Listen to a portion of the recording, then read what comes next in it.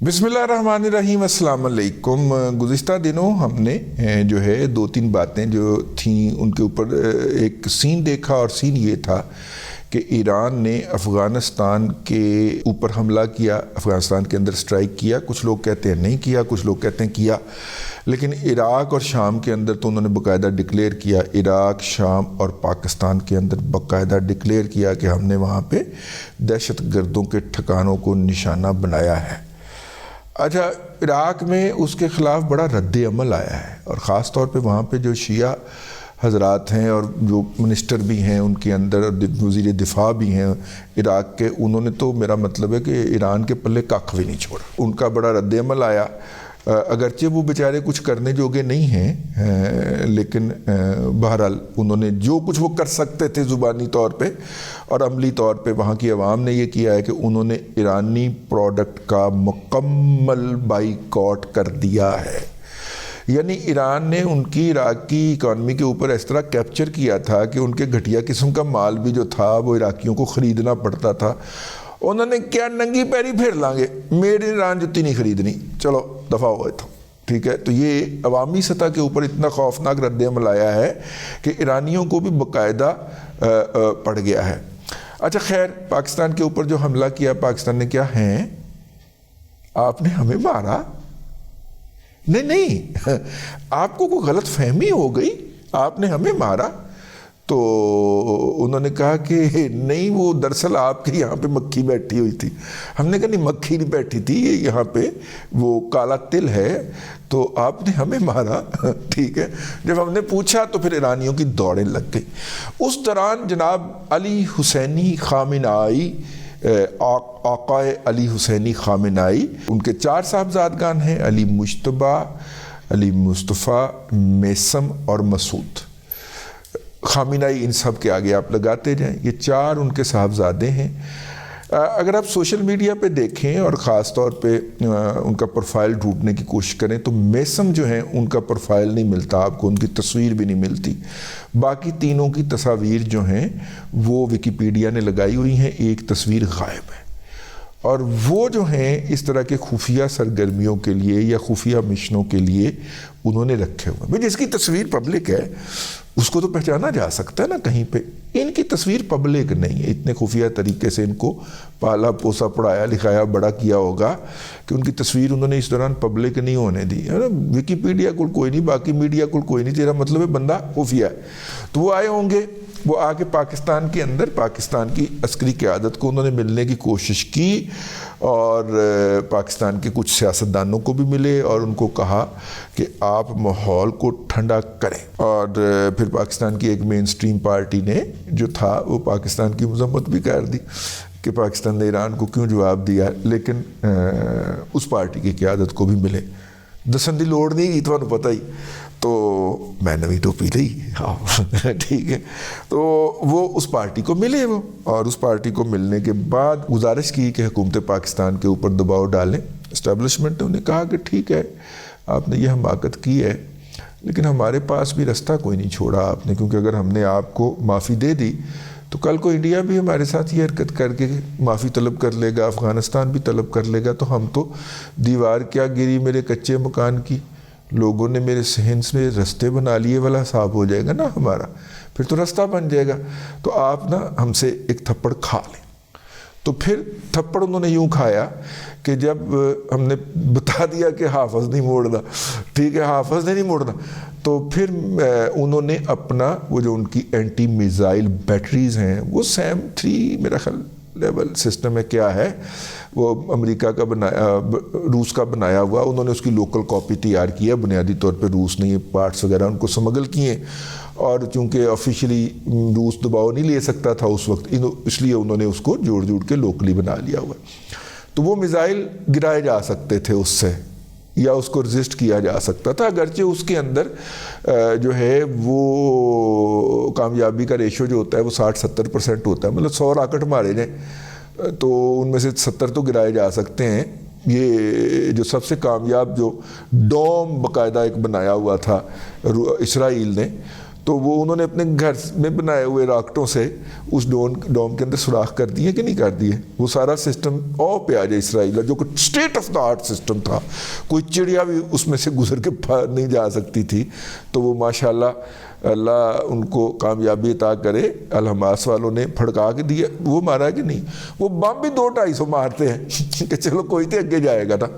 تو وہ اگر 10% بھی اس کے اندر غلطی کی گنجائش ہو تو اگر آپ نے 100 بم مارا تو 10 اگے لنگ گئے نا بھائی جان. ٹھیک ہے, انہوں نے وہ بیٹریاں جو تھی نا اس علاقے کے اندر وہ آف کر دی. اچھا پھر آپ مار لیں ہمیں, ہم ادھر کو وہ کر لیتے ہیں, آپ ہمیں مار لیں. ٹھیک ہے. اچھا 40 کے قریب کہا جاتا ہے کہ ان کے طیارے چابہار کی پورٹ کے اوپر کھڑے ہوئے تھے, اور اگر پاکستان بارڈر کراس کرتا یا پاکستان کے طیارے بارڈر کراس کرتے تو انہوں نے ٹیک آف کر جانا تھا. لیکن پارٹی نے ہمیں بتایا, سورسز نے, پارٹی کہتے ہیں اس کو, پارٹی نے ہمیں بتایا کہ لائٹیں ہی آف کر دیتی ہیں انہوں نے. ایکٹیو حالت میں تھے, مطلب کہ حکم آتا تو وہ اسی وقت اگلے 5 منٹ کے اندر 2 منٹ کے اندر ٹیک آف کرنے کی پوزیشن میں تھے, لیکن نہیں ہوا. ٹھیک ہے, بتیاں آف کر کے بیٹھ گئے کہ لو مار لو پھر جو مارنا جائے تھے مارنا جائے. ٹھیک ہو گیا.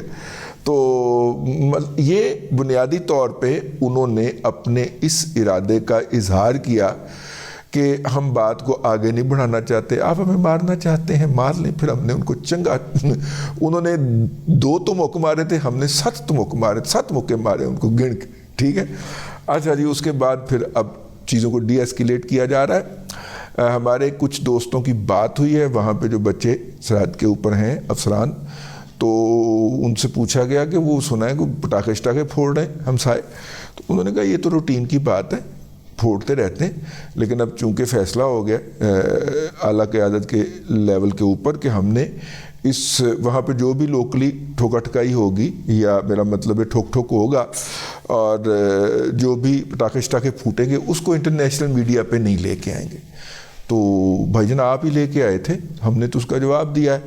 تو بہرحال اس لیے یہ بات وہ والی نہیں ہے کہ اس کو خبر کی شکل کے اندر کیا جائے, لیکن یہ لوکل میں ہوتا رہتا ہے یار. کبھی وہ کہتے ہیں اسمگلر آئے تھے تو ہم نے اس پہ فائرنگ کی ہے, وہ پھر فلیگس میٹنگ جو ہوتی ہے اس میں پوچھا جاتا ہے ہاں جی وہ کیڑے اسمگلر سن, تو ان کے پاس کوئی ثبوت نہیں ہوتا, کوئی ڈاکومنٹری ایویڈنس نہیں ہوتی. پر نا تیارے لگے تے مصنوعی سیارے ہوں دینے نا, ڈرون آپ کے پھر رہے تھے تو کوئی فوٹیج ہی دکھا دیں کہ یہ جناب آپ نے لوکیٹ کیے تھے, یا یہ سارا صورتحال تھی. تو وہ بہانے سے اس طرح کا ایڈوانٹیج لیتے رہتے ہیں. لیکن اصل میں مسئلہ کیا ہے, اس دوران ہمیں شام سے خبر آ جاتے ہیں, میرا خیال ہے شام سے خبر آتی ہے کہ وہاں پہ ایک بلڈنگ کو حزب اللہ کا جو کمانڈ سینٹر ہوتا ہے شام میں, لبنان میں ہے حزب اللہ کا.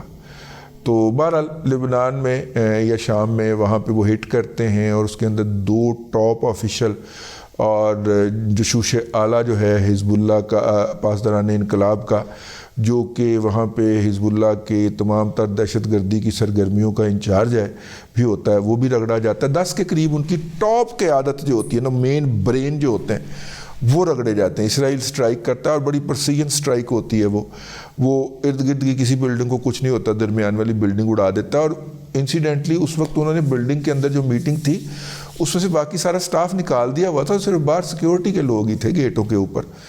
تو وہ انہوں نے بلڈنگ اڑا دی. اس کا مطلب وہ سارے کے سارے بندے جو تھے وہ اگلے جہان پہنچا دیے جاتے ہیں.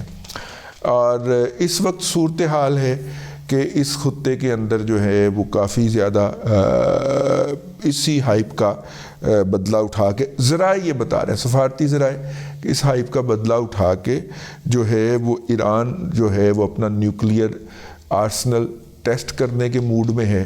اور اگر ایران کرتا ہے تو پھر مجبوراً سعودی عرب کو بھی یہ حرکت کرنی پڑے گی. اور ایران نے پچھلی دفعہ جب کرنے کا پروگرام بنایا تھا تو ایران کی ایک میرا خیال 8 یا 9 نیوکلیئر انسٹالیشن کے اوپر بیک وقت ایک ہی سوئی کے لمحے کے اوپر اٹیک ہوا تھا, اگر آپ کو یاد ہو. اور اس کے بعد انہوں نے کہا کہ ایران اس حرکت سے باز آ گیا تھا کیونکہ اسے پتہ چل گیا تھا کہ میں تو اپنے شہروں کے اندر بھی یا اپنے خفیہ ترین مقامات کے اندر بھی اپنی اس صلاحیت کو چھپانے کے قابل نہیں ہوں, تو میں اس لیے وہ پیچھے ہٹ گیا تھا. اب انہوں نے چونکہ اسرائیل جو ہے وہ فلسطینیوں کو ذبح کرنے کے اندر مصروف ہے، تو ایران کا خیال ہے کہ اس موقع کو غنیمت جانا جائے اور اس میں ایٹمی دھماکہ کر لیا جائے۔ اس میں کتنی تک سچائی ہے وہ ہمارے دوست جناب ممتاز بھٹی صاحب کا کہنا ہے کہ یہ کام اگلے 1 مہینے کے اندر اندر ہو جائے گا، اور ان کی یہ بات کہے ہوئے بھی آج 5واں دن ہے، 4تھا یا 5واں دن ہے، تو اس کا مطلب یہ ہے کہ باقی 3 ہفتے ہی رہ گئے۔ ان 3 ہفتوں کے اندر اندر سعودی عرب جو ہے وہ بھی ایٹمی دھماکہ کر سکتا ہے اپنے کسی دور دراز مقام چاغی کے اوپر ہی دھماکہ کیا جاتا ہے، اور ہو سکتا ہے سعودی عرب نے بھی لوکیٹ کر لیا، ہم کیا کہہ سکتے ہیں، سعودی عرب نے بھی کوئی چاغی اپنا لوکیٹ کر لیا ہو کہ ہم نے بھی یہاں پہ بم پھوڑنا ہے، ٹھیک ہے نا۔ تو یہ اہم ڈیولپمنٹ ہیں جو اس وقت ہو رہی ہیں۔ انڈیا کے فٹ سٹیپ افغانستان کے اندر، انڈیا کے فٹ سٹیپ ایران کے اندر، ٹھیک ہے، اور وہ اپنا پاکستان کو گھیراؤ ڈالنے کی خواہش ہے۔ اگے بیٹھا ہے حافظ، ٹھیک ہے، وہ باجوہ ورگا یبلا نہیں بیٹھا ہویا، وہ ایک چنڈ ادھر ماردا ہے، پھر ادھر منہ کر کے ایک چنڈ ادھر ماردا ہے۔ اوکے، الیکشن بھی ہونے جا رہے ہیں پاکستان کے اندر بھی، انڈیا کے اندر بھی، اسی سال کے اندر ہونے جا رہے ہیں، ہمارے اگلے مہینے ان کے کچھ 2-4 ماہ بعد ہیں، اور ایران کا خیال ہے کہ میں اس دوران نیوکلیر قوت بن جاؤں، اور جب ایران خطے میں نیوکلیر قوت بنے گا تو اور بھی کسی کے منہ میں پانی آ سکتا ہے کہ لگے ہتھسی بھی کر لیے۔ تو یہ ساری سینیریو جو ہے وہ بڑی عجیب و غریب قسم کی نا ڈیولپمنٹ کی نشاندہی کر رہا ہے۔ میں نے کہا آپ کو تھوڑا سا اس حوالے سے سینسٹائز کیا جائے، لیکن یہ بات بہرحال اپنی جگہ کے اوپر مسلمہ ہے کہ تبدیلیاں آنے لگی ہیں اس خطے کے اندر، اور جس نے آنکھ جھپک لی وہ گیا، ٹھیک ہے۔ بس اب تک کے لیے اتنا ہی، اگلے ولاگ کے اندر پھر حاضری ہوگی۔ اللہ تبارک و تعالیٰ آپ کو آسانیاں عطا کرے اور آسانیاں خلق خدا میں تقسیم کرنے کی توفیق عطا کرے۔